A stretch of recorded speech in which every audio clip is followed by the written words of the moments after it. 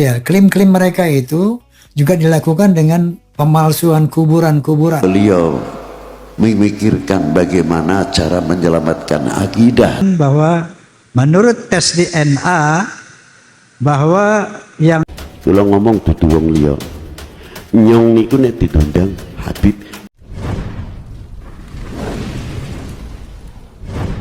Rhoma Irama, Raja Dangdut Indonesia sekaligus sosok yang dikenal memiliki integritas dalam menyampaikan pesan-pesan agama, kembali menjadi sorotan publik. Dalam sebuah pernyataan yang berani dan tegas, Rhoma mengungkap adanya proyek makam palsu yang telah berjalan selama 500 tahun dan tidak pernah tersentuh hukum.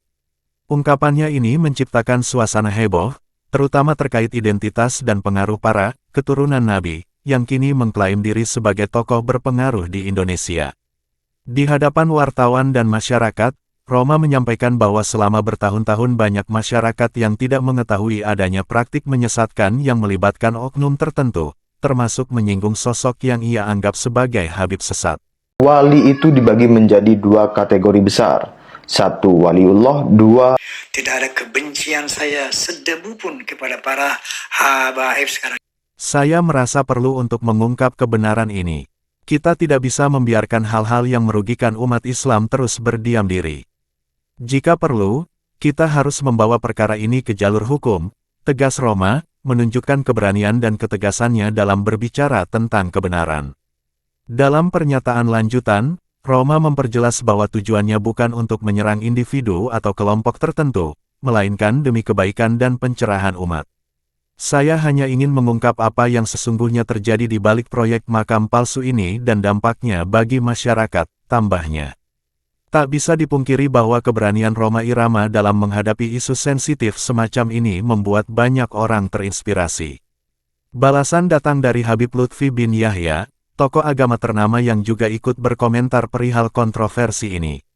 Dalam penjelasannya, Habib Lutfi meminta maaf kepada Rhoma Irama jika selama ini terdapat kesalahpahaman atau kebingungan di antara umat Islam terkait sikap dan pernyataannya.